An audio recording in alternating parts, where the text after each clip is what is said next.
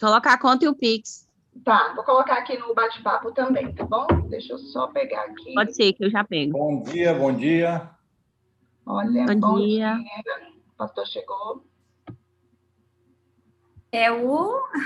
Quem está falando? Bom dia, bom dia. É o pastor Jolivet que está falando. Ô, pastor, eu já estava procurando aqui uma palestra para mim aqui, pastor. Eu falei assim, eu já vou fazer uma palestra que eu vou assumir aqui.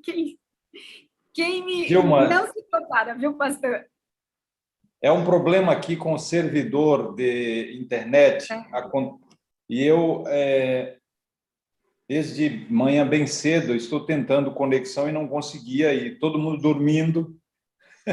Então, eu esperei até a última hora para acordar aqui o povo, mas não teve jeito, tive que ir à casa deles e acabou que era problema no servidor, por isso que não estava funcionando a internet aqui no seminário.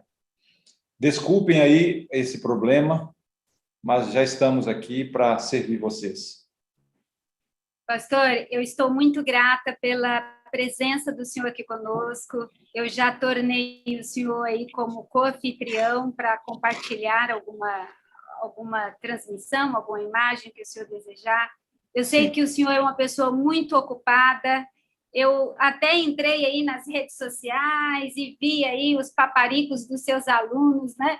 Pelo senhor, pelo trabalho que o senhor tem desenvolvido aí na faculdade. E nós, assim, nos sentimos muito honradas, né, em ter o senhor aqui conosco, viu? Lhe agradecemos por essa manhã e de domingo, né, pela FADBA também, transmita a todos os pastores, a administração, a gentileza, né, da FADBA em compartilhar conosco aí, em ceder o senhor aí para a gente, né? Que Deus o abençoe, que Deus o use, sinta-se à vontade, aqui é a turminha da ABC, mas temos algumas irmãs e irmãos aí de outros campos, de outras partes do Brasil, mas a maioria do estado de Goiás. Que Deus o abençoe ricamente e o use mais uma vez. Obrigado, Gilma. Bom dia a todos vocês. Eu estou recém-chegando aqui, para o trabalho aqui na FADBA. Eu já estive aqui no passado, trabalhei como diretor e professor, e no ano de 2015 eu fui para a América para continuar os estudos, e agora, recentemente, voltamos. Estou desde janeiro, né? Fevereiro, março, abril, 3 meses, basicamente, trabalhando aqui como diretor e professor. E estou muito feliz pela oportunidade de participar com vocês, especialmente por 2 motivos. Primeiro, pela parceria que vocês têm conosco aqui. Esse é um programa de extensão aqui do seminário, né? Um estudo em religião, em que a gente trabalha para fortalecer a igreja com temas bíblicos, com temas que seguem um currículo, né? E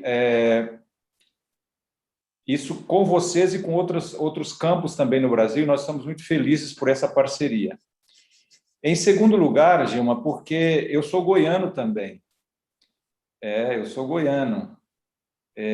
Eu sou de uma cidade bem pequena na região na região, eu não sei como é que chama, é o entorno de Brasília, a cidade de Mimoso de Goiás, porque lá é próximo a Brasília, acaba sendo da Associação de Brasília. Mas eu sou sobrinho do Anísio, não sei se vocês recordam, né? O Anísio, que faleceu há pouco tempo, era meu tio e trabalhou aí na associação por muito tempo. Eu não tive o privilégio de trabalhar na Associação Brasil Central, porque quando eu me formei, eu fui para o sul do Brasil e trabalhei lá durante muitos anos. Depois vim para Brasília, mas não tive a oportunidade diretamente de trabalhar aí no meu estado. Mas, de qualquer maneira, tenho no coração, né, o carinho. Minha família mora aí em Mimoso, sempre que posso estou aí, e realmente é uma alegria poder falar com vocês. Olha, como eu disse para você, eu ia mudar um pouquinho para facilitar aqui para mim, para não ter que partir do zero. Eu iria preparar um tema um pouco diferente, exatamente do que vocês estão esperando, de repente. Mas, deixa eu ver aqui. Vocês Vocês estão vendo a tela que estou compartilhando? Sim? Então, vejam, eu vou começar falando um pouquinho sobre mulheres missionárias. E depois eu vou entrar no tema bíblico, mostrando especificamente uma mulher missionária. Não é exatamente aquilo que, de repente, vocês estão esperando, mas eu creio que há muita coisa aqui interessante que vai ser apreciada por vocês. Todas que estão assistindo, ou todos os participantes são mulheres, Gilma? Na grande maioria, eu creio que assim, uns 95% são mulheres. Os que não são mulheres são samaritanos, né, pastor? Então, certo, tá bem. Tá bem. Eu trouxe aqui para a gente dar uma olhada a título introdutório algumas mulheres missionárias que servem seguramente para nos dar assim uma motivação, né, uma inspiração no sentido comum da palavra para o envolvimento com a missão de Deus. Quando a gente olha, independente de qual seja a filiação religiosa, dentro da luz que tinham, como essas mulheres que vão aparecer aqui foram altruístas, foram voluntárias, como elas realmente amaram a missão e deram a vida pela missão. E em diferentes formas, isso aqui é interessante, diferentes formas de envolver-se na missão.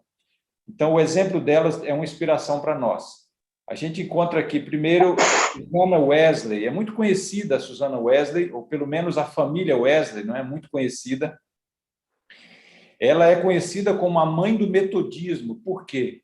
Porque ela foi a mãe dos dois grandes líderes do metodismo, John e Carlos Wesley. Ela teve uma forte influência sobre os hábitos espirituais dos irmãos Wesley. E, através disso, ela conseguiu realmente criar dois líderes muito sólidos, e, através deles, veio o movimento de reforma, aí, desse movimento dentro do anglicanismo, né, uma reforma anglicana que acabou dando origem à igreja metodista que nós conhecemos hoje. E há uma ligação entre o adventismo e o metodismo, já que muitos dos nossos pioneiros, ou alguns, né, dos nossos pioneiros, vieram do metodismo.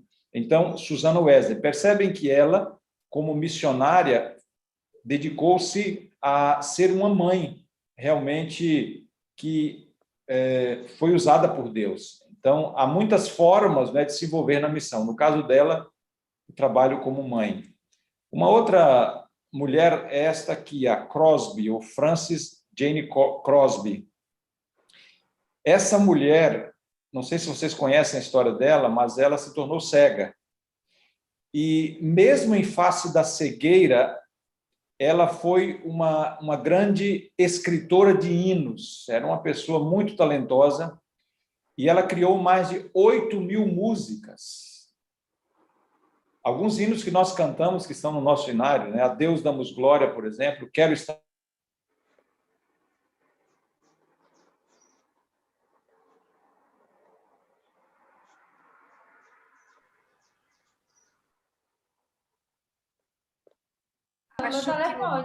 Acho que o pastor deu uma travadinha. Puxa, estava tão bom, né? Eu estava gostando. Eu gosto muito da Susana Wesley, né? Tem um livro de biografia de mulheres que mudaram o mundo, que fala dessa Susana Wesley, né? A mãe de John Wesley e Charles Wesley, né? Muito interessante a história dessas duas mulheres fantásticas, né? Dessa mulher fantástica. Então, vamos aguardar um pouquinho. Parece que o pastor... Ele está, gente, eu não sei se vocês conhecem a FADBA. A FADBA é a universidade adventista. Tem como ligar para o pastor? Às vezes ele está lá falando, tadinho, achando que nós está ouvindo e não é nem que está ouvindo. E eu estou com ele aqui, gente, eu estou com ele aqui. E assim, eu só estou falando com vocês enquanto falo com ele. E lá é um lugar, assim, difícil a transmissão, entende? É bem...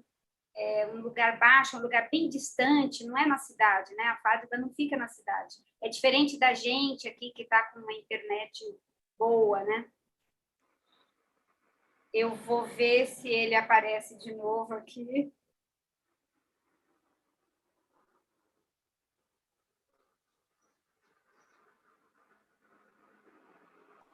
Eu sei bem como é a internet lá.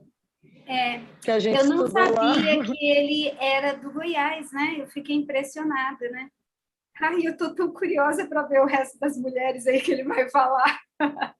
Gente, estou de volta aqui. Voltou, pastor. Eu estava aqui falando da Susana Wesley enquanto o senhor voltava, que eu sou apaixonada por ela, né? Educou aí os 2 filhos, o John Wesley e o Charles Wesley, que contribuíram bastante, né, para a igreja. Tá, deixa eu compartilhar de novo aqui a tela. Isso.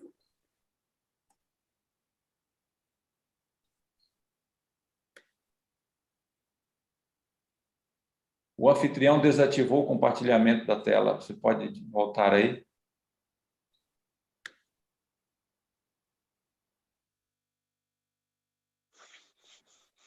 Ok.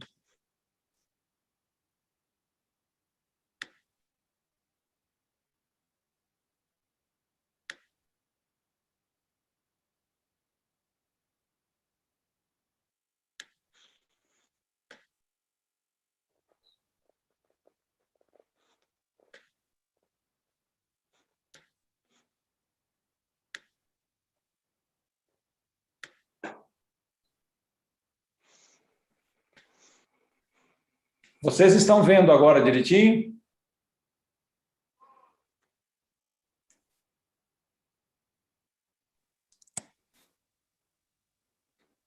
Sim. Ok. Então, vamos continuar. Estou aqui com a Madre Teresa de Calcutá, uma católica.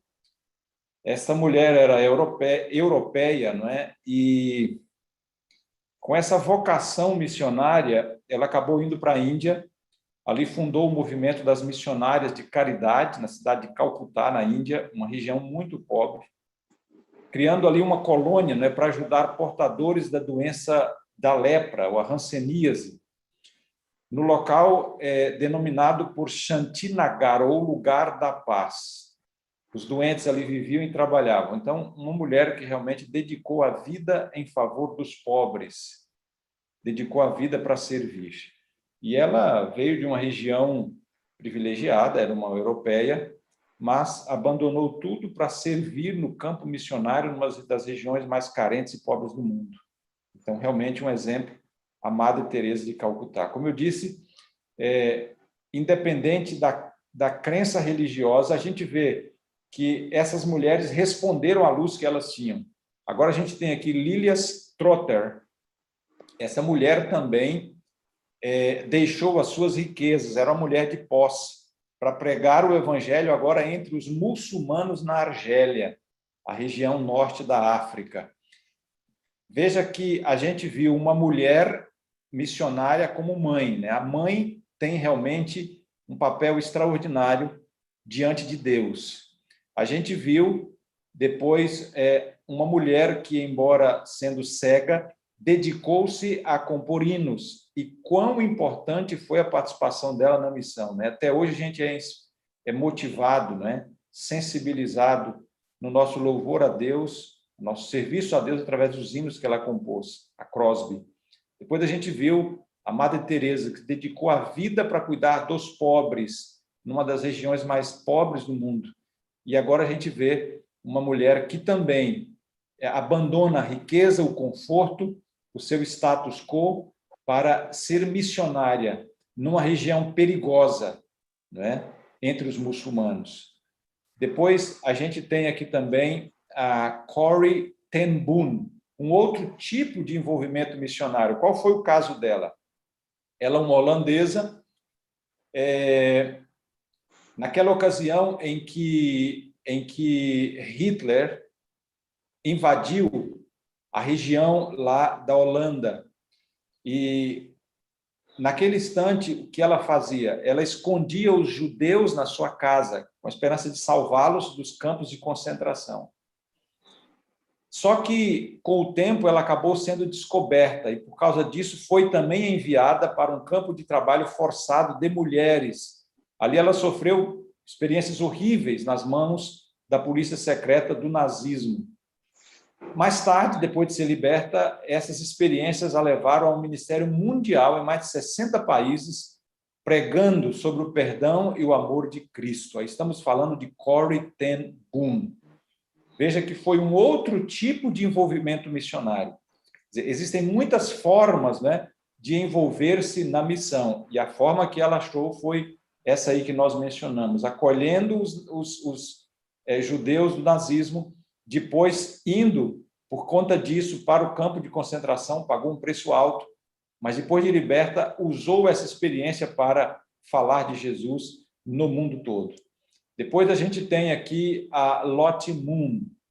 Essa mulher foi uma batista, uma evangelista batista do século XIX. Ela serviu por 4 décadas como missionária na China. É outra que foi para o campo missionário, né?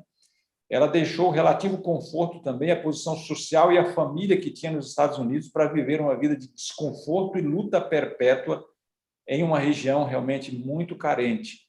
Veja que Índia, China, não é?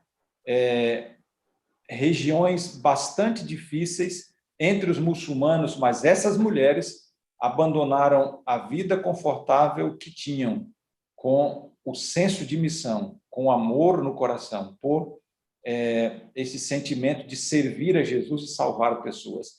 Como eu disse, elas representam crenças religiosas diferentes, mas na luz que tinham, elas responderam positivamente ao chamado que sentiram no coração.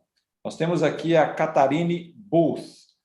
Esta mulher foi uma das fundadoras, junto com seu irmão, do Exército da Salvação, também no século XIX, em Londres.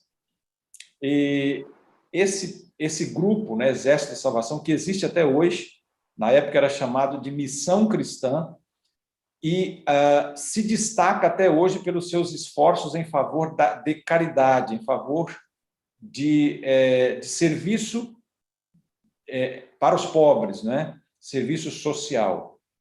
O Exército da Salvação é conhecido mundialmente e fundado esse projeto, fundado por essa mulher junto com seu irmão. Então a gente vê realmente um outro tipo de ação missionária, mais ligada à Madre de Calcutá, não é? Dedicar-se para cuidar de quem é pobre, de quem é carente. Logicamente que existe uma discussão muito grande no meio missiológico sobre essa questão do evangelho social. Alguns acham que apenas o envolvimento social já é o cumprimento da missão. E outros, como é o nosso caso, nós defendemos que a ação missionária não deve se limitar apenas às atividades sociais. A atividade social é o braço direito da pregação do evangelho, mas não substitui o ensino bíblico, a pregação direta do evangelho, que é a palavra de Deus, para realmente chegar ao coração das pessoas. Mas essa mulher é um exemplo de missão também. Diante desse cenário aí, antes disso, deixa eu mencionar mais 2 pessoas. Eu não coloquei aqui a foto, mas o que dizer de Ellen White, por exemplo? Veja que essas mulheres aí que a gente viu que não eram adventistas, elas responderam de formas muito diferentes à missão que sentiram no coração. Como mãe, como autora de hinos, indo ao campo missionário, cuidando de pobres, da forma como elas puderam, elas se envolveram. E no caso de Ellen White, uma profetisa, não é? Que dedicou-se ao ministério profético, a escrever, e que também foi para o campo missionário. Ela foi para a Austrália, né? Enviada para a Austrália, ela ali serviu e fundou, inclusive, o La Rondelle, né? O colégio que a gente tem lá. Então, a obra na Austrália hoje, sem dúvida nenhuma, é um reflexo desse período que ela esteve lá também. E eu me lembro de uma mulher, há muitas pessoas, muitas mulheres adventistas que a gente podia mencionar, mas eu queria mencionar uma que foi minha professora. Eu não sei se vocês já ouviram falar na Iraci. Essa senhora Iraci foi professora de sociologia, era uma doutora em sociologia, se eu não me engano, ela era cearense ou pernambucana, era nordestina. E na época que estudei no NASP, fazendo educação e teologia, ela foi minha professora. Algum tempo depois, ela se aposentou e foi para o Ceará. E criou ali um ministério de fundar igrejas. Inclusive, o pastor Ayrton, naquela meditação matinal que escreveu, em algum momento ele conta a história dela. Ela fundou ali dezenas, centenas, na verdade, de igrejas na região do Ceará, num projeto tendo apoio de irmãos no Brasil todo, que mandavam alguma verba e tal, e ela criou uma equipe missionária. Então, ela ia para a cidade, estabelecia a igreja, plantava a igreja ali, cuidava, depois ia para outro lugar, e assim ela foi semeando, plantando a igreja. É um ministério que existe até hoje. Então, a gente tem ministérios diferentes, né? Mas a gente pode se envolver nesses diferentes ministérios em resposta ao chamado de Deus. E agora, nesse momento, eu vou entrar no tema bíblico, né? Isso aqui foi para dar uma introdução para a gente. Vocês estão me ouvindo bem? Sim. Estão me ouvindo? Muito bem. Então, eu vou pedir a vocês que abram a Bíblia de vocês, aí eu imagino que todo mundo tem uma Bíblia aí do lado, no livro de Ruth. Ruth é um pequeno livro na Bíblia, não é? Um livro com apenas 4 capítulos. Nós vamos trabalhar algumas lições aqui do livro de Ruth, tendo em mente o trabalho de uma missionária, a sogra de Ruth, Noemi.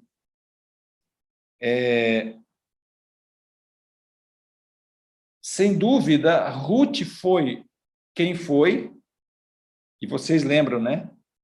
Ruth se tornou uma ancestral de Jesus, mas Ruth se tornou quem se tornou por causa de uma missionária, a sua sogra, Noemi. Então, nesse momento, eu vou trabalhar com vocês algumas lições aqui desse livro. Sobretudo, nós vamos falar da missão baseada em relacionamentos, com base numa expressão hebraica chamada Hesed, que vocês estão vendo aí. Vocês estão conseguindo visualizar, não é?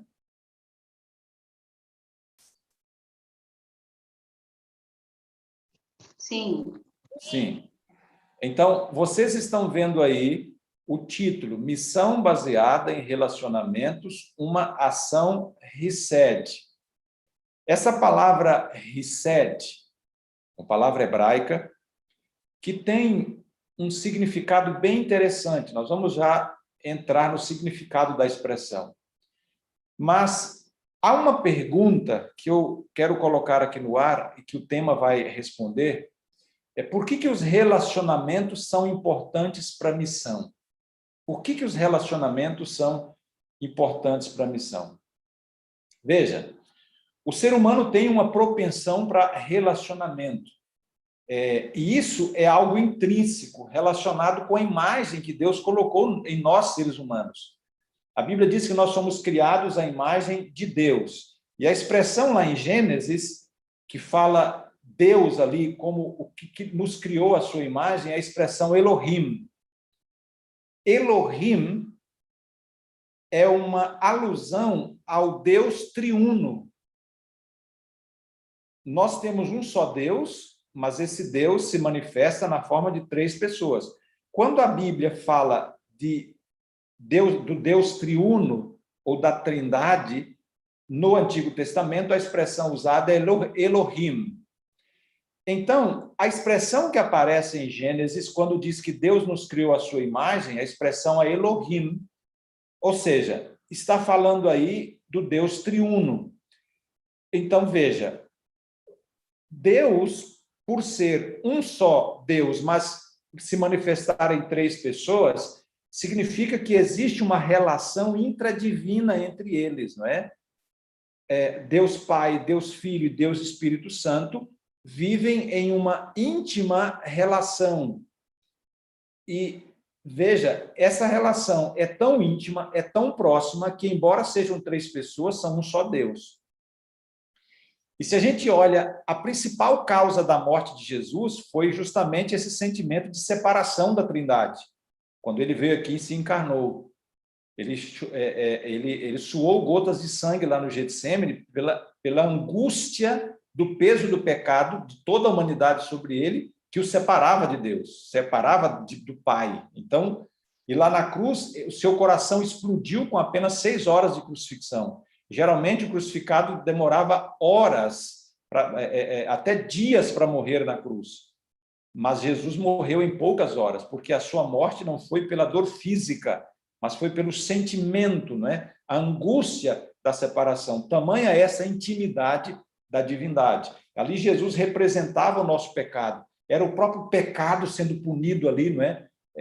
Porque ele representava a nós, embora ele não tivesse pecado. Ele representava o nosso pecado. E como o pecado separa de Deus, esse sentimento foi tão forte que o seu coração explodiu. Mas lá em Gênesis diz que nós fomos criados à semelhança de um Deus que vive nesse processo de intradivina relação. E justamente por causa disso, Deus olhou para Adão e disse: não é bom o homem viver só. O homem não vai ser feliz vivendo só. Por quê? Essa questão da imagem de Deus envolve a capacidade e a necessidade de relacionar, assim como é a divindade. Mas aí veio o pecado, nos separou de Deus, o pecado trouxe dificuldade no relacionamento horizontal também, não é, entre os seres humanos. Lembrem como Adão e Eva se desentenderam, daí Caim mata Abel. Quer dizer, o relacionamento foi afetado por causa do pecado. Essa imagem de Deus foi maculada no ser humano. E então, a Bíblia diz que Deus tomou a iniciativa de reconciliar o ser humano consigo. A missão de Deus, ou a missio Dei, não é simplesmente Deus reconciliando o mundo consigo, mas também dando o fundamento para a missão da igreja. E qual que é a missão da igreja? Paulo diz, é o ministério da reconciliação. Percebe? É o ministério da reconciliação.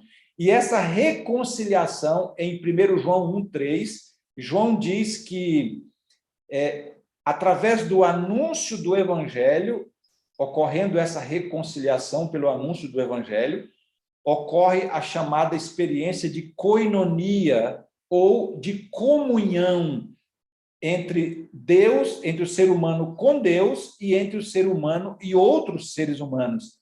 Então, a missão da igreja é uma missão de reconciliação, é uma missão de criar de novo a experiência da koinonia, a experiência dos relacionamentos, o relacionamento vertical do ser humano com Deus e horizontal, o ser humano com outros seres humanos. Essa é a função do evangelho. E a nossa missão de reconciliação tem isso em mente. Então, veja, quando a gente fala de missão, nós estamos falando de reconciliação, estamos falando de relacionamento, de novo, do ser humano com Deus e do ser humano com outros seres humanos. A evangelização é um instrumento de restauração e aprofundamento das relações, tanto no sentido vertical, quanto no sentido horizontal. E por que a atitude Resed é importante nesse processo? A atitude Resed, conforme aparece aqui no livro de Ruth, nós vamos ver, é o fundamento para a missão. Por que é o fundamento para a missão? Porque é a base para restaurar, restabelecer os relacionamentos, principalmente num ambiente de uma cultura bem diferente da nossa. E mesmo aí em Goiás, não tenha dúvida de que vocês têm muita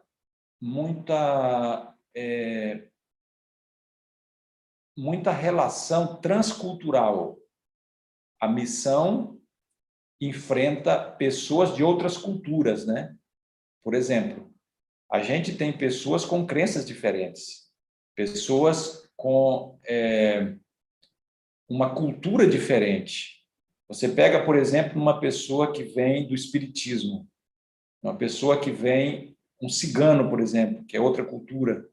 Enfim, pessoas que têm crenças diferentes, costumes diferentes do nosso. É um contexto transcultural, é uma cultura diferente da nossa. O RICED, essa ação RICED é importante em todos os ambientes, mas especialmente nesse ambiente transcultural. Ela é fundamental. Então, vamos entender um pouco melhor o que é realmente essa ação RICED. Essa expressão aparece 245 vezes no Antigo Testamento e geralmente está relacionada com Deus. Embora também, algumas vezes, ela apareça no sentido secular, mas, via de regra, está relacionada com Deus. E no livro de Ruth, essa expressão aparece explicitamente 3 vezes. Nós vamos estudar essas 3 vezes em seguida, já já. Capítulo 1, verso 8, 2, verso 20 e 3, verso 10. Aparece a expressão RICED. E na Bíblia, em português, ela é traduzida como bondade, favor, fidelidade, graciosidade. Então, a expressão é traduzida em atitudes que facilitam o relacionamento.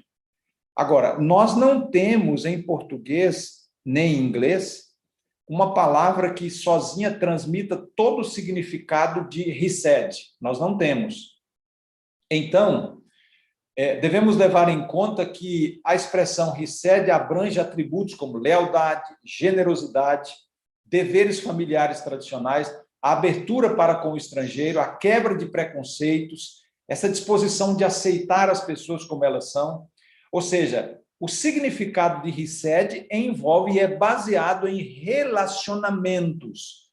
Por isso, a missão baseada em relacionamentos, através de uma ação ou de uma atitude RICED. Ok, gente? Está claro aí para vocês?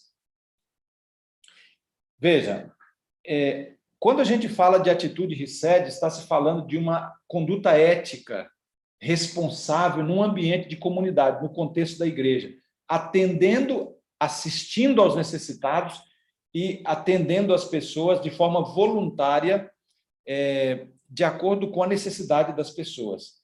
No antigo Israel, o RICED era praticado como uma norma ética, no ambiente da família, nas relações da comunidade, e especialmente quando se tratava de pessoas incapazes de ajudar a si mesmas diante de uma emergência.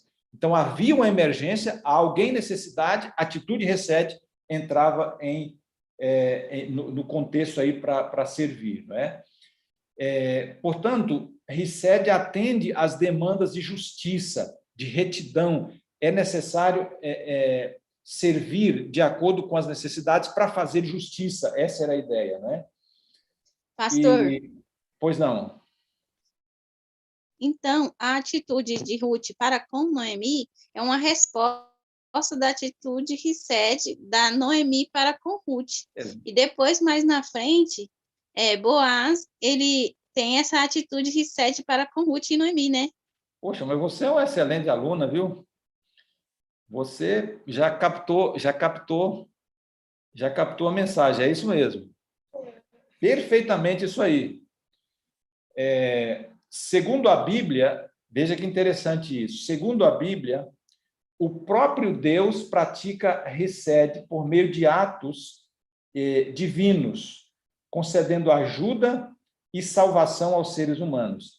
E quando alguém pratica RICED, na verdade, está sendo um instrumento de Deus, praticando uma ação que aponta para Deus, que aponta para o caráter de Deus. Agora nós vamos ver aqui os textos no livro de Ruth. Nós vamos verificar aqui. Na verdade, gente, aquilo que você mencionou aí agora há pouco, Gilma, é absolutamente verdade.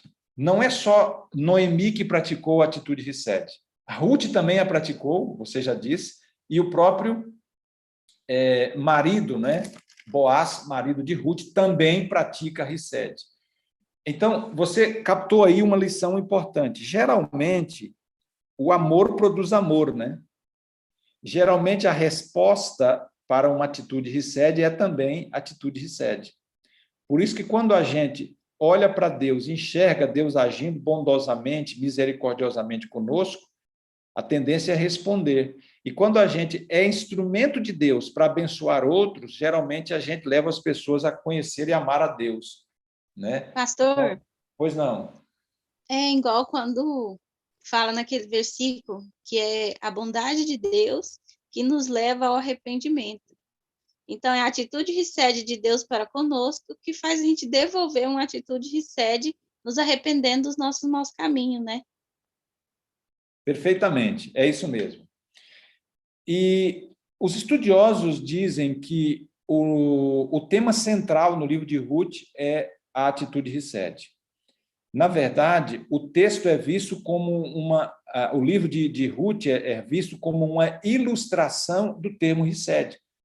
Como você disse, Gilma, o tema central aí aparece ser, de fato, o Rised, porque você vê todos os principais personagens, Deus, Noemi, Ruth e Boaz, todos eles praticando a ação Rised. Então, realmente se torna o tema central. E quando a gente olha, o termo aparece apenas 3 vezes. Porém, apesar de aparecer só 3 vezes, todo o livro acaba sendo também um exemplo da atitude Rised. O primeiro é 1:8. Ruth, capítulo 1, verso 8. Olha o que diz aqui. Disse-lhes Noemi. Tentem descobrir aqui, porque a palavra não aparece aqui, não é? Rised não aparece aqui como eu estou falando, porque é uma palavra hebraica, e ela está traduzida. Então, tentem descobrir aqui qual que é a atitude Rised. Disse-lhes Noemi, ide, voltai, cada uma à sua mãe, e o Senhor use convosco de benevolência, como vós usastes com os que morreram e também comigo. Aqui, quem está falando de atitude Rised é Noemi. Mas ela está dizendo que tanto as suas 2 noras, não é? Quanto Deus praticaram Rised. Qual que é a palavra aqui que é traduzida de Rised?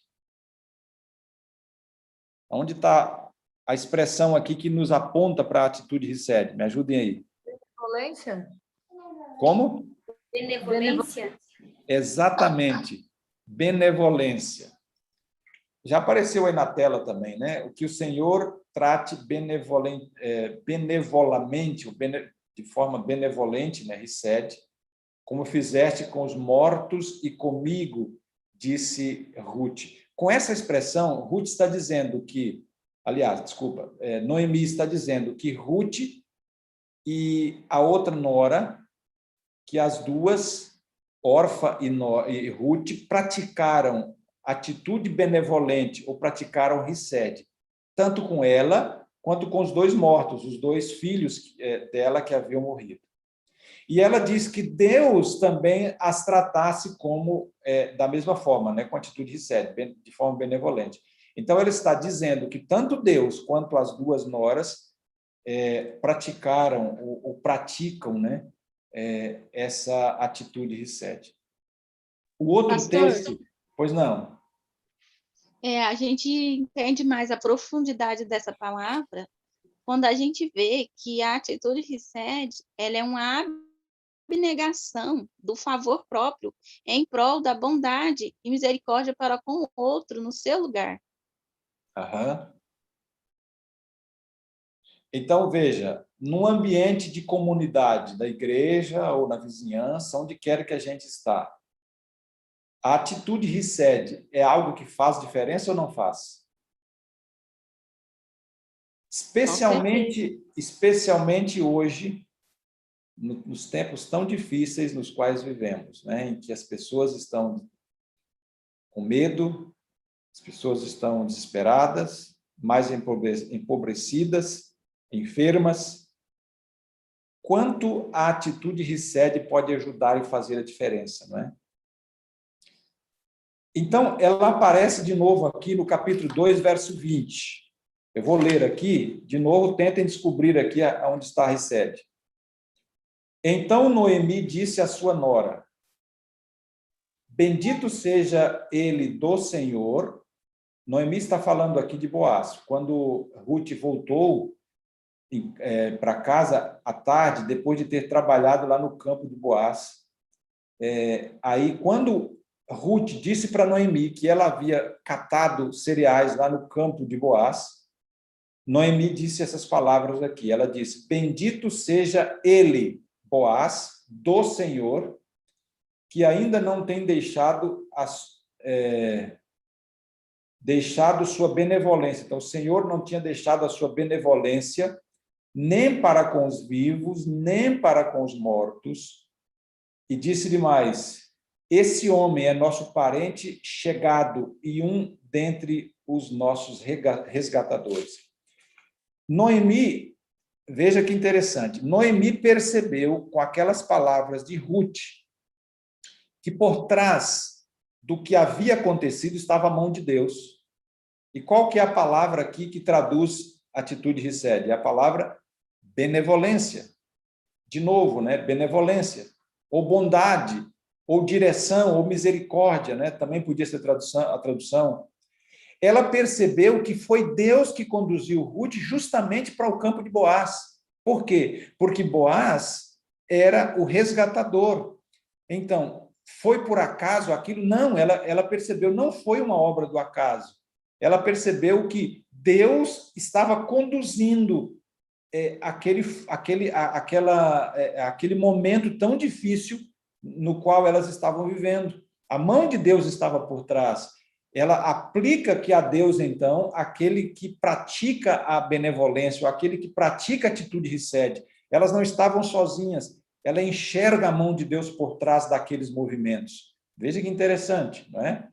Então, ela já tinha falado da benevolência, da atitude Rised das noras e de Deus. Agora, ela repete aqui de novo a benevolência de Deus, né? Ela atribui a Deus essa atitude de benevolência. E, finalmente, nós temos um outro texto, que é o capítulo 3, verso 10. Aqui nós encontramos também a expressão Rised aparecendo. Capítulo 3, verso 10. Percebam aí a expressão de novo. Disse ele. Agora, quem está falando? É Boaz. Boaz disse: bendita sejas tu do Senhor, minha filha. Melhor fizeste a tua última benevolência que a primeira, pois não foste após jovens, quer pobres, quer ricos.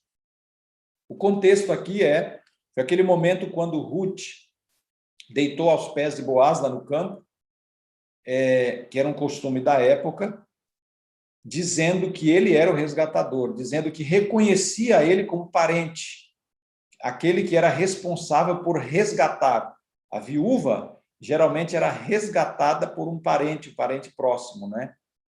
Então, ela, orientada por Noemi, deita-se aos pés dele, e ele, então, percebeu, quando acordou, e percebeu a atitude, ele sabia do que estava acontecendo, o que representava aquilo, e aí ele a bendisse, porque ela havia sido, digamos assim, temente a Deus. Ela tomou uma atitude de acordo com aquilo que Deus orientava para fazer. Ela não foi em busca de um jovem, porque ela era muito mais nova do que ele. Ela não foi em busca de aventura. Ela se colocou na mão de Deus, ela colocou-se nas mãos de Deus numa atitude de dependência, uma atitude de humildade, uma atitude de obediência a Deus. E ele então traduz essa atitude dela como uma atitude Rised. Então, a gente percebe aqui que Boaz está dizendo que Ruth praticou novamente aqui a atitude Rised. Ruth praticou a atitude Rised. Agora, além disso, a gente percebe que a atitude Rised no livro é confirmada também em muitos outros textos. embora a expressão não apareça, mas a atitude é confirmada através de várias atitudes, né? Através de várias ações, né? que foram ações reflexo, né? de um Rised. A gente vê isso no verso 14, versos 16 a 18, capítulo 2, versos 2 e 3, verso 18, capítulo 3, versos 5 a 15. Então, a gente vê em vários textos aqui a atitude Rised em prática. Tanto Deus, quanto Ruth, quanto Noemi, até mesmo Orfa e Boaz, eles são vistos na narrativa como pessoas que personificam uma atitude Rised. Abençoada com a abundância de alimentos por meio do trabalho de Ruth, Noemi, no capítulo 3, verso 1, por exemplo, no capítulo 3, verso 1, no capítulo 3, verso 1, ela estabelece um plano para buscar uma segurança para sua nora, em resposta à atitude Rised de Ruth. E foi daí que ela idealizou o plano do casamento dela com Boaz. Também a narrativa termina no capítulo 4 com Boaz falando. E não apenas falando, mas ele também fazendo planos para o casamento legal com Ruth e também o plano para proteger tanto Ruth quanto Noemi e manter a sua fé no cuidado de Deus. O plano se consuma com seu casamento com Ruth, assumindo o seu papel de resgatador. Essa atitude de Boaz é uma atitude Rised. Portanto, Rised é o tema central do livro de Ruth. Diante disso, eu gostaria de, então, mencionar aqui com vocês uma teologia de missão sobre o uso de Rised em Ruth. Vamos analisar algumas coisas aqui que mostram como que Rised, essa atitude, não é, de bondade, misericórdia, de ajuda, de serviço, de altruísmo, como que essa atitude teologicamente foi importante para a missão naquele contexto. Diante disso, vem a pergunta: como levar as pessoas a ter uma atitude favorável para com Deus? A atitude Rised é a resposta. Como é que uma pessoa vai olhar o Deus do céu de forma favorável e até abrir o coração para recebê-lo? Quando estas pessoas enxergam na nossa atitude como missionários uma atitude Rised. Lembram que Ellen White fala a respeito de Jesus? Ela diz assim que somente o método de Cristo traz verdadeiro êxito. Aí ela descreve. Qual era o método de Cristo? Ela diz assim: Jesus se misturava com as pessoas como alguém que lhes queria o bem. Lembram disso? Está no livro de Parábolas de Jesus, se eu não me engano, página 49. Ela diz assim: Jesus se misturava com as pessoas como alguém que lhes queria o bem. Conquistava a confiança dessas pessoas, ajudava nas suas necessidades e então convidava para seguir.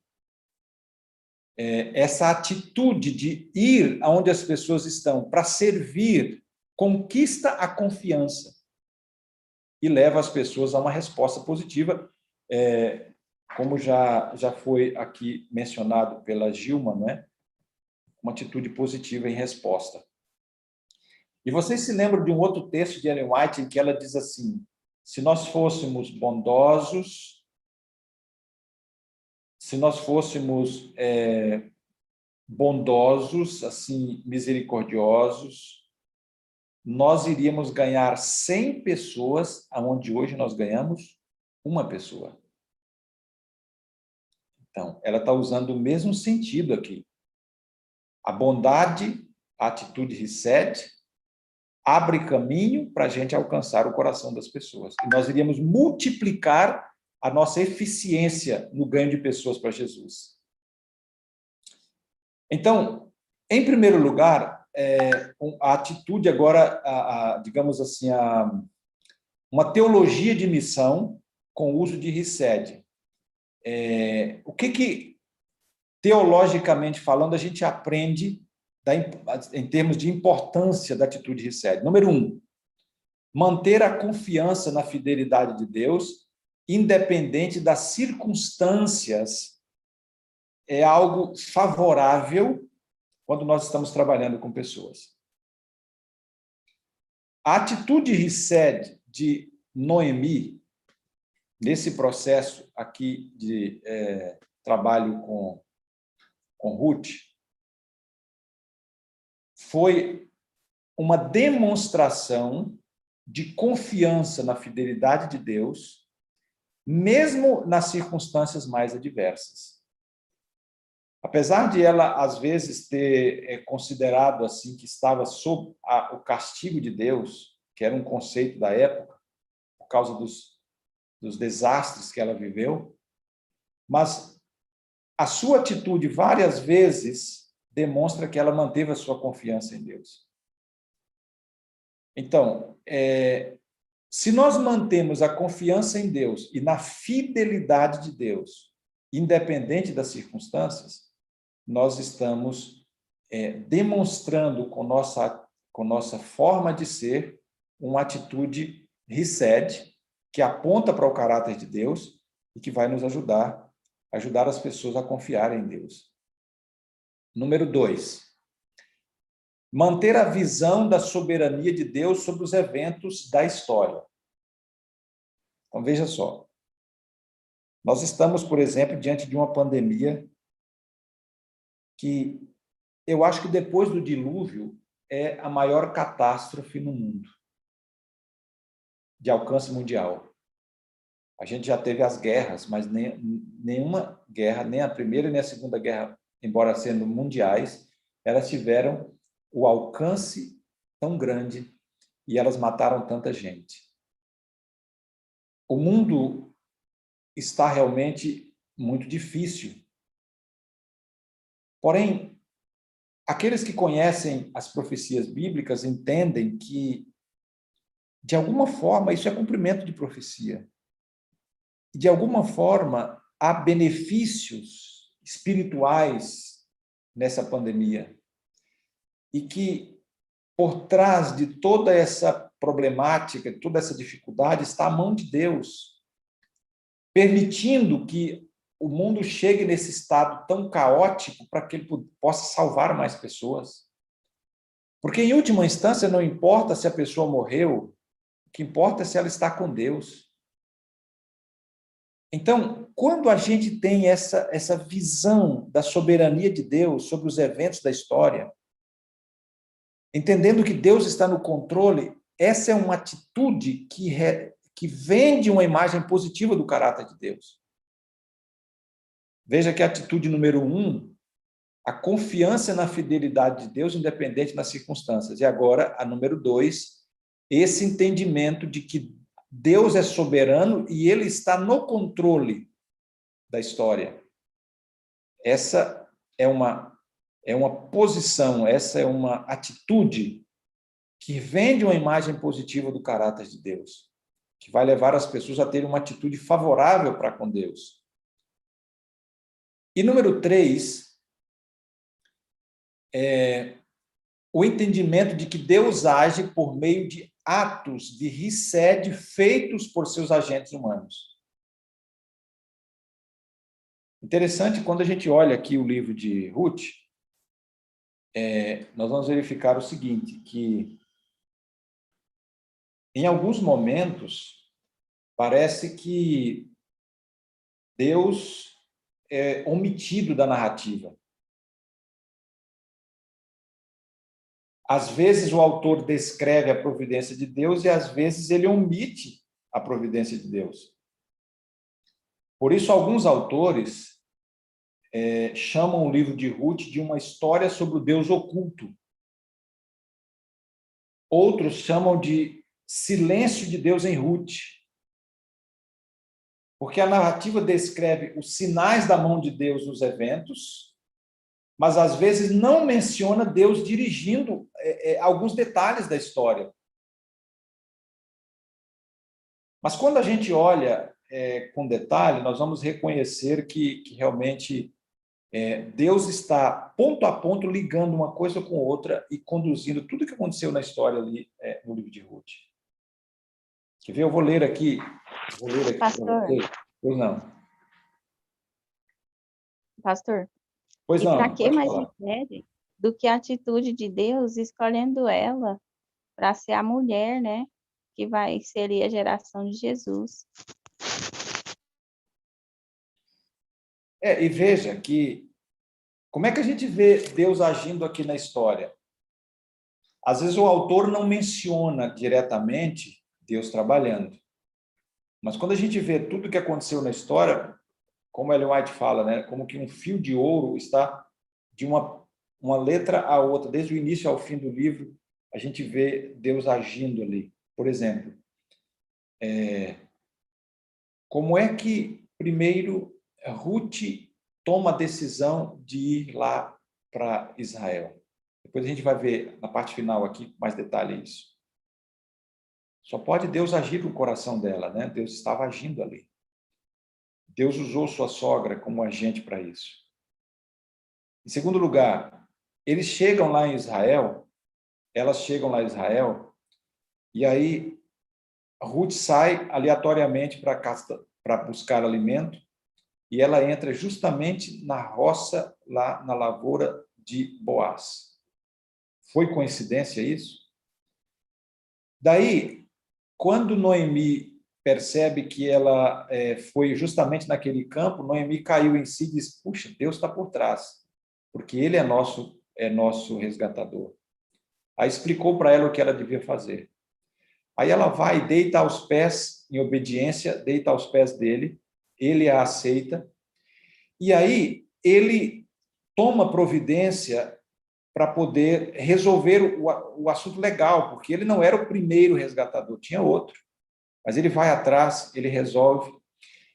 Finalmente, os dois se casam, eles se tornam pais, se tornam antepassados, avós ou bisavós, não me lembro ao certo aqui, de Davi.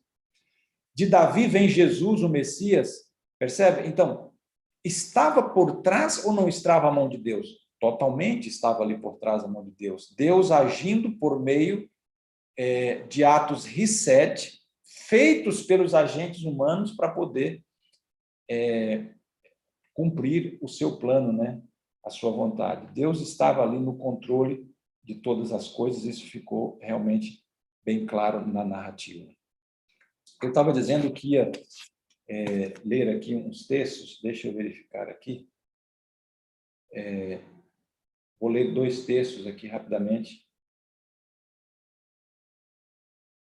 Eu acabei tocando no lugar errado aqui, mas já vou encontrar aqui o texto que eu precisava ler para vocês.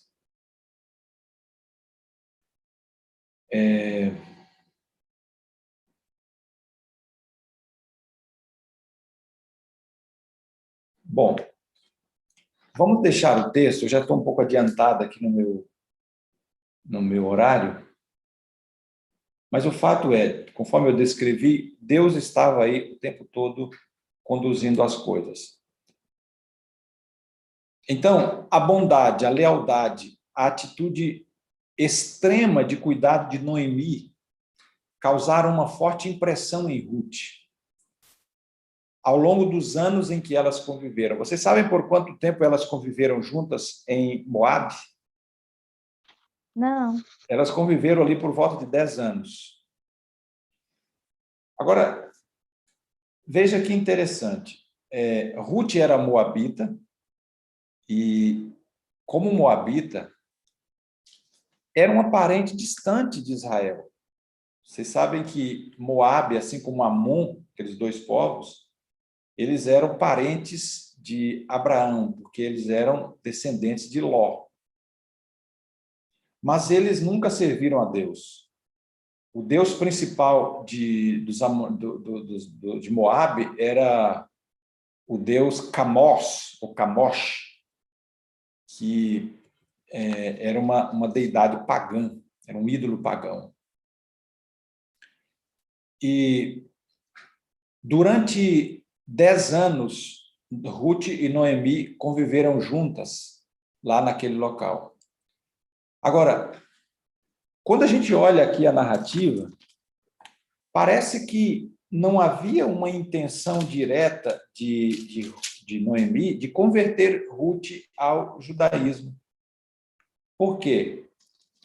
Porque aqui, por exemplo, no verso 8, Noemi chama Ruth e Orfa e diz assim: voltem cada uma para a casa de sua mãe, e o Senhor use convosco de benevolência como vós usaste com os que morreram. Aí, mais adiante, ela diz assim para Ruth: Ruth, volte para a casa da sua mãe e volte para o Deus do seu país. Então, parece assim que ela não havia trabalhado intencionalmente com a intenção de convertê-la, de converter Ruth. Só que, apesar de não ser uma atitude aparentemente intencional, ela converteu Ruth e converteu profundamente. Porque no capítulo 1, verso 16 e também o 17, nós encontramos uma das declarações mais lindas que nós encontramos na Bíblia. E aquilo que você havia mencionado,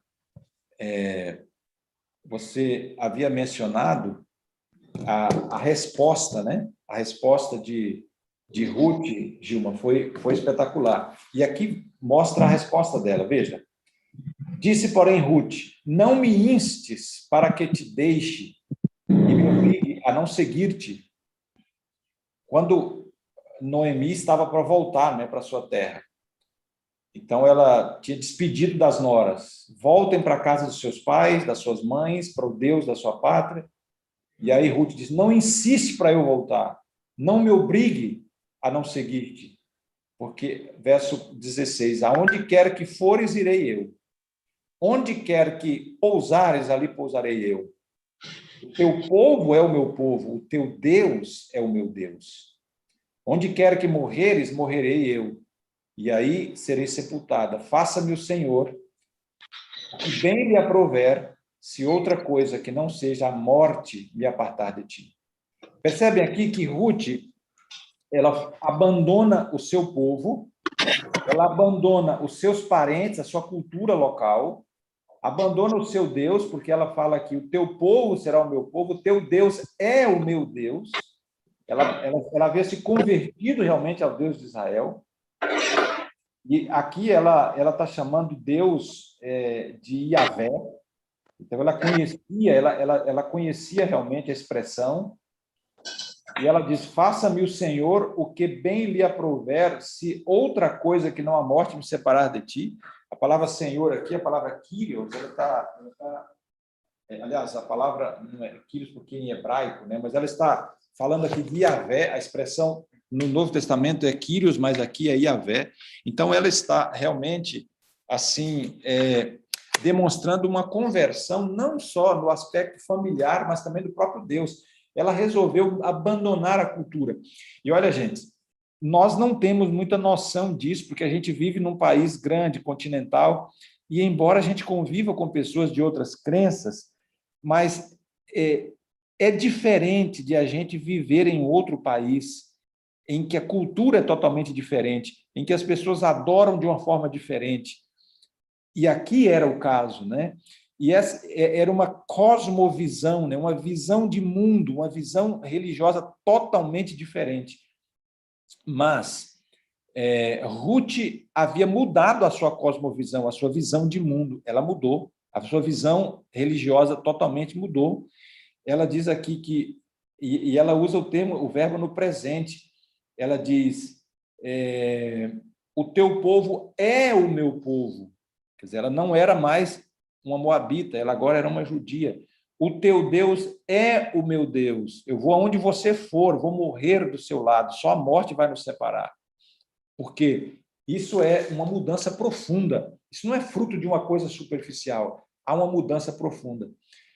Realmente, ela havia passado por uma conversão muito grande. Mas sabe o que chama a atenção, gente? É que parece que não havia uma intenção de Noemi nesse sentido.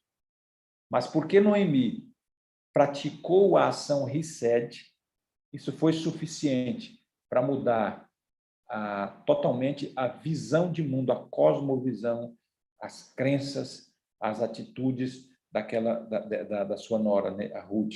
E ela estava disposta a abandonar tudo para servir ao Deus de Noemi. Então, isso mostra que a bondade, a lealdade, a atitude extrema de cuidado de Noemi causaram uma forte impressão em Ruth ao longo dos anos, levando a escolher abandonar a sua terra, cultura, num momento crucial, e abandonar os deuses pagãos para servir ao Deus do céu. Veja que quanta diferença a atitude de Hesed faz na vida de alguém que recebe, né, essa atitude. Agora, para terminar, algumas implicações missiológicas aqui, ou implicações relacionadas à missão mesmo, do uso da expressão Hesed. Pois não. A atitude Hesed, ela é tão real, tão profunda, tão autêntica, tão verdadeira, que ela só pode gerar um resultado, um retorno da mesma proporção, né? Exatamente. É o semear do amor, né? Vai gerar amor. Então, quais são as implicações que eu gostaria de deixar para terminar? Primeiro, Hesed aponta para o aspecto relacional da humanidade. Nós, seres humanos, somos seres relacionais, sociáveis. Somos sociáveis em nossa natureza. E quando a gente quer conquistar uma pessoa para Jesus, geralmente, primeiro a gente tem que conquistar a confiança dessa pessoa. E a gente conquista a confiança de uma pessoa não é com palavras, mas com atitudes. E atos de bondade, atos de misericórdia, de socorro, atos de interesse, atos em que a pessoa se sente acolhida, em que não há preconceito, em que a pessoa se sente aceita. Esses atos representam Hesed e são fundamentais para estreitar os relacionamentos e para nos ajudar a chegar ao coração das pessoas. É claro que, só um segundinho, é claro que em última instância, a atitude Hesed por si só não é suficiente, porque a gente tem que também ensinar a pessoa a conhecer a Bíblia, conhecer realmente os ensinos bíblicos. Mas, por outro lado, a atitude Hesed abre caminho, né? Cria ponte para a gente chegar às pessoas. Pois não, pode falar, Gilma. Então, Pastor, assim, não sou eu, é a Alessandra. Ô, Alessandra, por favor, É a Alessandra que está falando. Que alegria, Alessandra, te ouvir. É sempre eu que estou falando, né? Ô, Alessandra, desculpa então, pois não. Hein, pastor? Eu vi que você estava confundindo, mas eu deixei. Sabe por quê? É que eu não estou vendo vocês, eu estou vendo a tela, né? Por isso que eu não estou... Não, tranquilo. Acabei Então, não eu achei maravilhoso esse conhecimento novo, porque a gente já via a história de Ruth como um ponto assim de relacionamento profundo, uma entrega de um relacionamento assim sincero, um amor genuíno. Só que a gente não entendia essa questão de uma maneira assim mais clara, igual e profunda. E não tem como não ser a mão de Deus, porque esse amor sincero, essa verdadeiro, né, profundo, a bondade, o pensar no outro, só é um milagre de Deus, né, na vida da pessoa.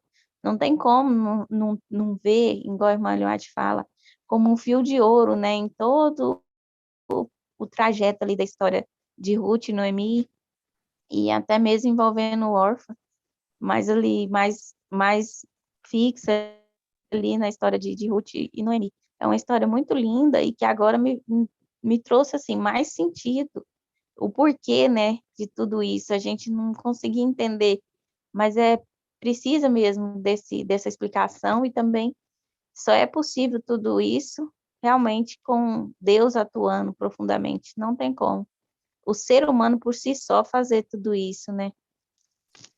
E veja, Alessandra, veja que interessante. Pensem um pouquinho. Por que Jesus disse assim na grande comissão? Ele disse assim, façam discípulos, e aí, no capítulo 1, verso 8 de Atos, ele diz assim, vocês serão minhas testemunhas em Jerusalém, Judéia, Samaria, até os confins da terra. Por que Jesus quer que nós sejamos suas testemunhas? Será que Deus não podia pregar o evangelho de outra forma? Vou dar um exemplo. Vocês conhecem a história da conversão de Cornélio, centurião Cornélio, descrita em Atos capítulo 10. Em Atos capítulo 10, Deus se manifesta várias vezes sobrenaturalmente. Ele deu a visão para Cornélio, lembram? Deu a visão para Pedro, o Espírito Santo falou a Pedro, o Espírito Santo depois desceu e batizou as pessoas lá quando Pedro as visitou, lá Cornélio e os familiares. Se Deus se manifestou sobrenaturalmente várias vezes, por que Deus pediu que Pedro fosse lá para ensinar? Deus mesmo não podia fazer isso por conta? Não seria até mais eficiente um anjo falar para Cornélio?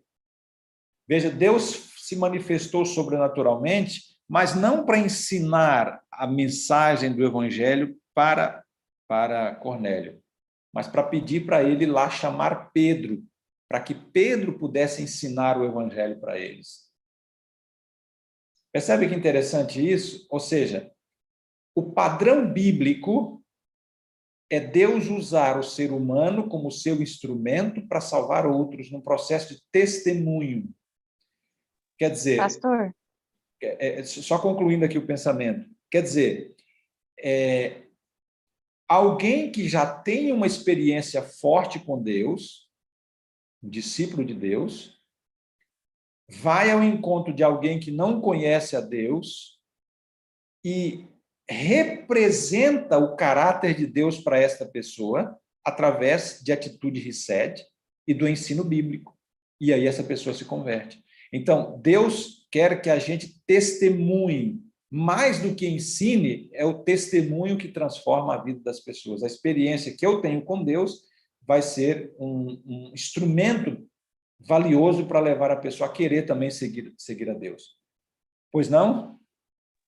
E o tanto que a pessoa que está ali, relacionamento com Deus, e é usada por Deus para alcançar o outro, igual no caso Pedro foi usado ali, quando ela se dispõe a ir obedecer, igual Pedro se dispôs, mesmo dentro dele, ele achando que não deveria, Deus, através da disposição de Pedro, salvou Pedro também do preconceito, porque Deus falou para ele, né, que era para comer qualquer coisa. Mas não porque ele podia comer qualquer coisa, mas porque ele não deveria fazer acepção das pessoas, né? Então, Pedro aprendeu, indo ensinar, Pedro aprendeu uma lição que mudou totalmente ali o ponto de vista dele. Então, isso mostra o quê? Sempre que a gente tem uma atitude Hesed para com o nosso próximo, Deus tem atitudes Hesed para conosco, nesse caminho. Então, assim, ai, que bênção. Deus é maravilhoso mesmo. Muito bom, Alessandra. Valeu mesmo. Então, veja, a Hesed aponta para o aspecto relacional da humanidade. Antes de conquistar o coração da pessoa para Jesus, primeiro nós precisamos conquistar o coração dela para a nossa amizade. Ela precisa confiar em nós. E através desse relacionamento de confiança, a gente acaba conseguindo chegar nela com o amor, com o ensino bíblico, e então a gente leva a pessoa a Jesus. Em segundo lugar, uma outra implicação que a gente aprende aqui é que a atitude Hesed A atitude Reset é um testemunho de fé genuína que transmite uma imagem positiva do caráter de Deus. Pensem comigo, se uma atitude Reset é um testemunho positivo do caráter de Deus, quando a gente tem uma atitude diferente, uma atitude ruim, uma atitude que não é compatível com o Evangelho, imagina o estrago disso para efeito do relacionamento da pessoa com Deus, né?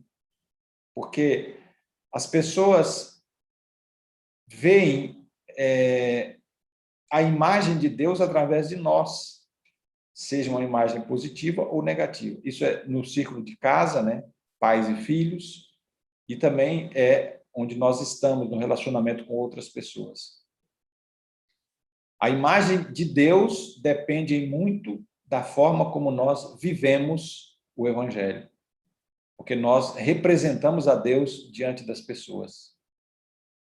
E quando ocorre uma atitude Reset, isso é um testemunho de fé, de uma fé genuína, e vende uma imagem positiva do caráter de Deus. E aí, logicamente, que a pessoa vai querer se aproximar de Deus, porque tem uma imagem positiva de Deus, do caráter de Deus.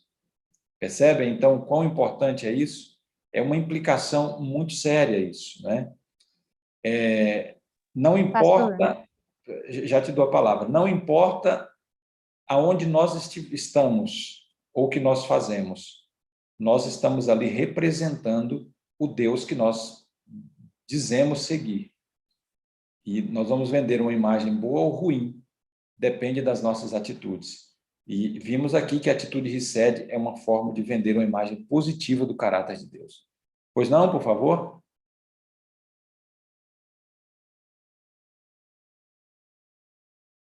É você, Alessandra? Pastor, minha última atrapalhamento aqui. Não é atrapalho, pode, por favor. É porque, igual assim, quando a gente tem essa atitude para com as pessoas de uma forma genuína e a gente vê que é Deus usando a gente de uma maneira especial, e quando é positiva, realmente ela é grandiosa, porque tem um relato de uma esposa de um pastor que ela não era professora, ela não sabia evangelizar, ela não sabia pregar, mas ela tinha um sorriso cativante e ela gostava de ficar na recepção. E aí, através dessa atitude dela, genuína, de fazer ali o seu melhor naquilo que ela conseguia, ela cumprimentou um homem que estava visitando a igreja. E ele se sentiu tão acolhido, tão amado, que aceitou Jesus, né? Estudou, foi batizado, e através dele, mais de 30 almas aceitaram Jesus. Então, assim, tudo começou pelo cumprimento, pela recepção ali, né, daquela esposa do pastor. Então, assim, realmente, ele faz grandiosos alcance, né, quando é sincero. Mas, ao mesmo tempo, a gente tem essa responsabilidade de ser a porta que leva as pessoas a Jesus, ou que fecha, né, toda a possibilidade se for uma ação negativa, porque realmente nós somos para o mundo como um espelho, como uma porta, né? Se a gente não mostrar o caráter de Jesus como realmente é, em vez de aproximar as pessoas de Deus, a gente vai afastar, e o perigo é que pode ser de uma vez por todas, né? A pessoa falar, jamais quero esse Deus onde que tem esse tipo de seguidor ou esse tipo de pessoa que diz representante do Senhor, né? Então, a gente tem que ter esse cuidado e de chamar para a gente a responsabilidade de ser realmente testemunhos que leva positivamente o caráter de Deus. Obrigada, pastor, pela oportunidade de falar. Que isso, Alessandra, muito boa a participação sua. Então, recapitulando, a gente viu aqui, Reset aponta para o aspecto relacional, nós começamos tudo com relacionamento, né? Para ganhar alguém para Jesus. Em segundo lugar, a atitude Reset vende uma imagem positiva do caráter de Deus, é outra implicação. E, em terceiro lugar, A missão fundada em relacionamentos por meio de ações RICED é baseada no pressuposto de que Deus assume uma atitude RICED para com seres humanos. Esse é um ponto interessante. Quando a gente age de forma bondosa, leal, confiante, ética, a gente serve, como representantes de Deus, nós estamos dizendo, assim é Deus, né? Deus é assim que ele faz. E aí as pessoas vão ter uma confiança em Deus, isso vai gerar uma atitude de confiança em Deus. Porque, lógico, se eu, como representante do Evangelho, eu tenho assim uma atitude desprendida de serviço, de bondade, né, de valor às pessoas, se eu ajo assim, as pessoas vão entender que assim é Deus, porque por trás de mim está Deus, e isso vai levar as pessoas a confiarem em Deus. Eu vou tomar um copo d'água aqui, só um segundinho.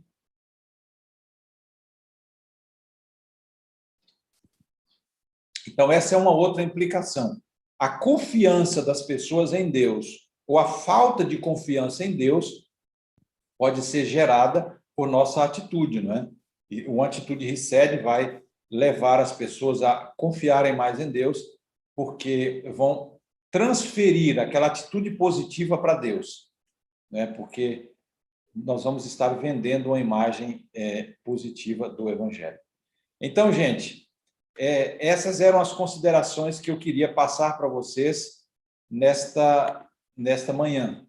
Lembrem que, às vezes, um pão, né, para um vizinho que está em necessidade, ou, às vezes, uma palavra amiga, um sorriso, como já foi dito, essas coisas fazem uma diferença total na vida de alguém. E Noemi, embora aparentemente não tivesse uma atitude planejada de converter Ruth, conseguiu convertê-la pelo seu estilo de vida, pela forma como, nos 10 anos que conviveram, ela vendeu a imagem positiva de Deus, pela atitude RICED. E ficou claro aqui no texto que Deus quer usar os seres humanos como seus instrumentos através da atitude RICED. E ficou claro aqui no texto também que o relacionamento é básico para a gente conquistar alguém para Jesus Cristo, né? Para Deus. Nós temos que, como Jesus, estender a mão para a pessoa, conquistar a confiança dela e vai abrir o caminho para o Evangelho. E, finalmente, lembrem que a atitude RICED é um meio, é um instrumento, é algo que forma uma ponte de contato, mas isso não suprime, não substitui a necessidade do ensino bíblico, mas é uma porta que se abre para que a gente possa ensinar a verdade do Evangelho para as pessoas. Eu vou tirar aqui agora o compartilhamento para a gente voltar a se ver.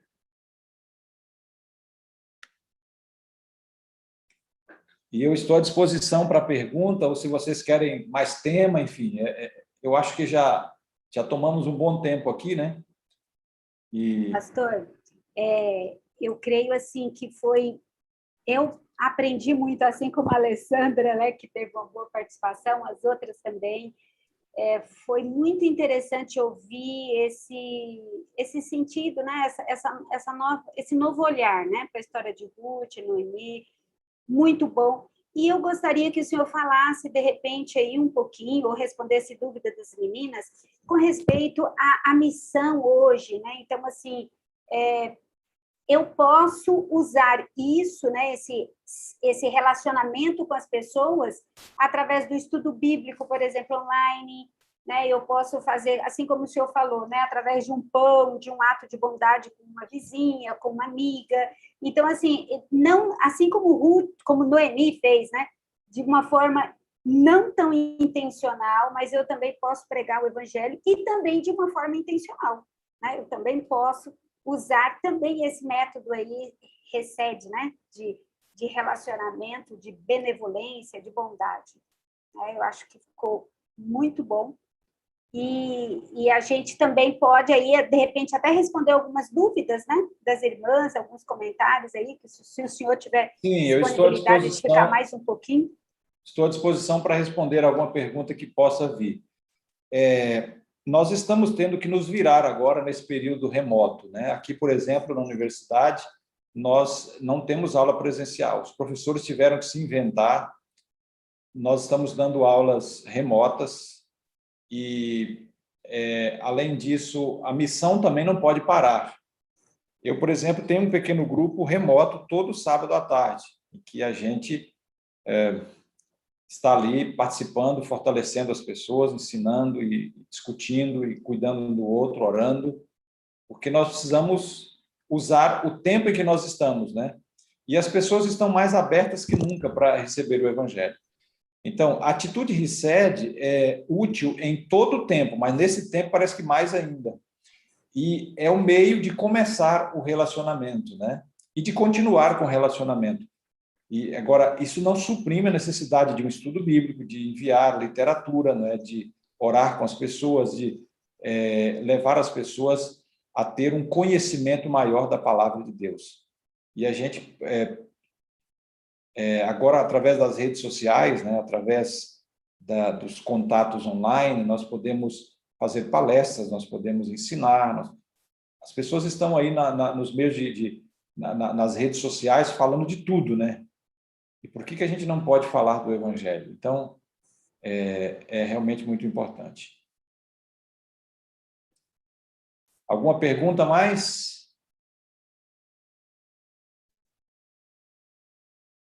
Temos aqui alguns comentários no bate-papo, pastor, mencionando o quanto foram abençoadas, né, com essa mensagem, com essa nova percepção, essa nova visão que o senhor apresentou para todas.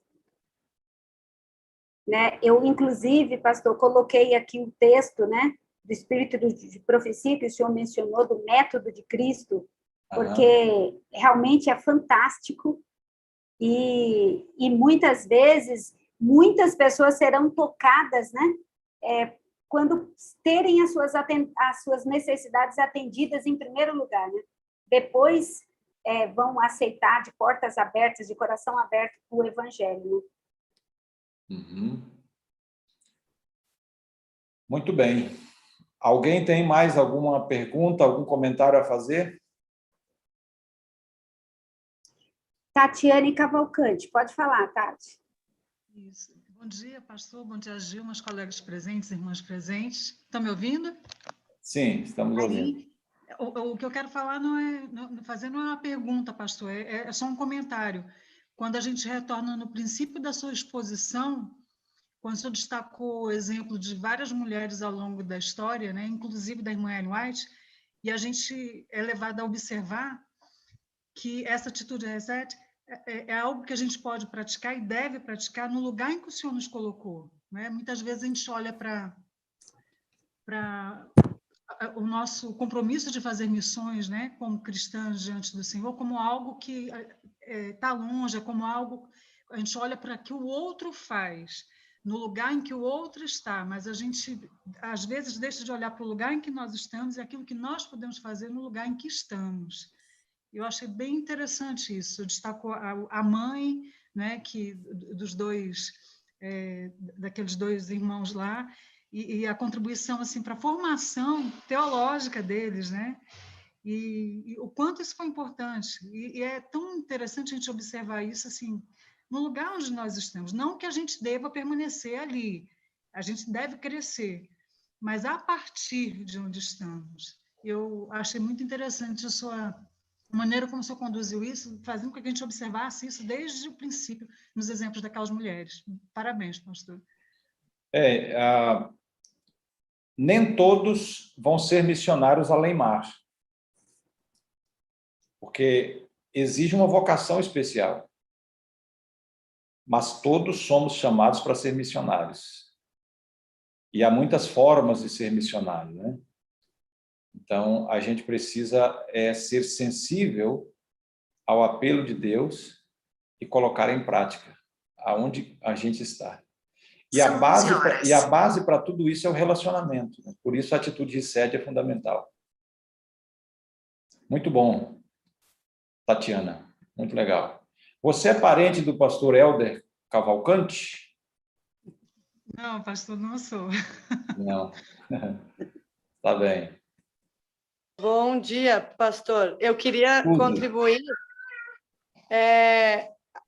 Desde que eu comecei esse curso, eu pensei assim, nossa, eu estou muito parada. Porque, no fim, o Jean tem atuado na área de publicações e agora, com 2 filhos, eu não consigo atuar na igreja como eu atuava antes, né? E eu achei interessante porque a primeira mulher que o senhor falou, o campo missionário dela foi os filhos. E eu fiquei muito feliz porque eu gosto muito de participar e de fazer as coisas na igreja. Mas eu preciso entender que Deus já me colocou em vários campos missionários. Depois, no decorrer da palestra, eu fui vendo que os meus vizinhos são meu campo missionário. A gente não precisa ir para atuar como missionário, né? Muito pelo contrário, a gente deve usar os relacionamentos, estreitar os vínculos para que a gente possa falar de Deus, né? E eu fiquei muito feliz, assim, queria agradecer muito pela palestra, porque para mim foi inspirador. Muito legal, que bom. É isso mesmo. Veja que interessante, né? Muitas vezes, você é esposa de pastor, não? Sim, pastor, sim. Esposa de pastor. Muitas vezes... seminário. A gente estudou no seminário quando o senhor era... Eu acho que professor de hebraico, uma coisa assim. Quem é o seu marido? É o Jean. O Jean Michel. Claro, Jean Michel. Então, veja, especialmente esposa de pastor, é muito comum a esposa de pastor, por um tempo, se anular, digamos assim, profissionalmente, entre aspas, né, para poder investir na educação dos filhos. Isso é uma grande missão. É uma grande missão. Porque o primeiro campo missionário nosso é o lar, e é o mais importante, né? Então, a gente não deve sentir assim pequeno, ou a esposa não deve sentir pequena, a mãe, por fazer isso. Ao contrário, ela está fazendo uma renúncia e ela está sendo um instrumento de Deus, e isso pode fazer a diferença não só na vida dos filhos dela, mas também no futuro da igreja, porque olha o que aconteceu com a família Wesley, né? Então, é assim mesmo. Parabéns. Parabéns. Pastor, a Guiomar Gonzaga quer falar. Pode falar, Guiomar. Está sem áudio, Guiomar.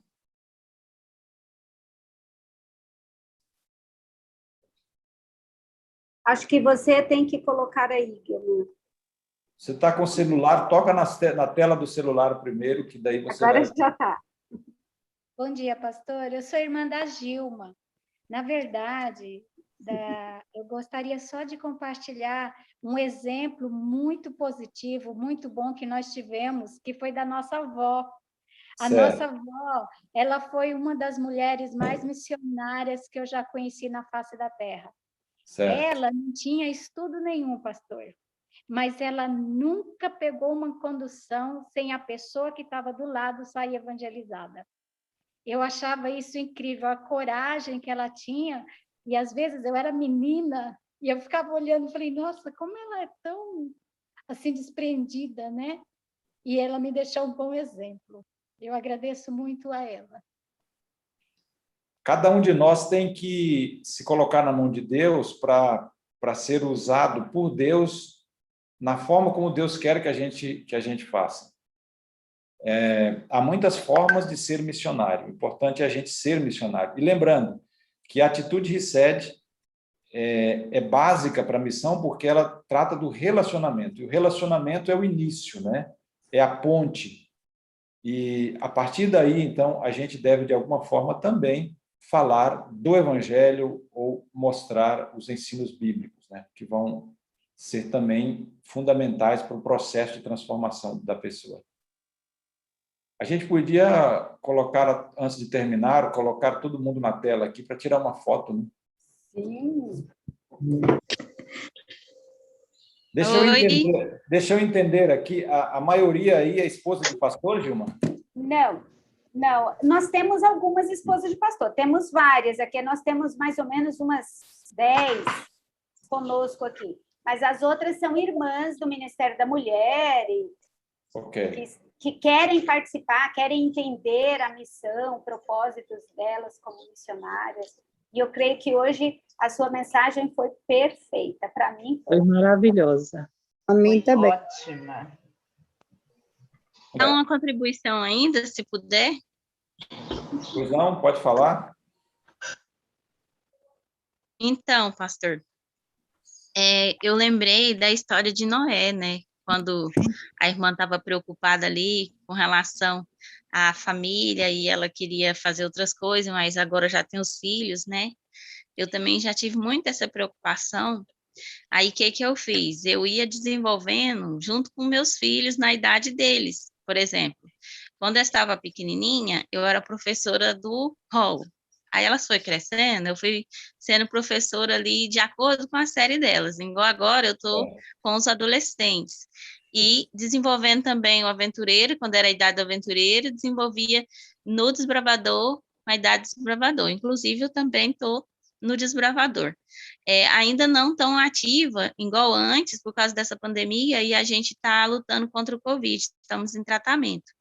Mas voltando ali para o ponto da história de Noé, Noé pregou e evangelizou 120 anos. No final, ele salvou a família dele. Então, por quê? Porque as atitudes dele, conforme essa palavrinha que a gente aprendeu hoje, que é a benevolência, foi muito vista dentro do seu lar. É tanto que ele conseguiu salvar a família dele. Então, a gente tem que olhar como primeiro foco o que a gente tem feito para salvar a nossa família.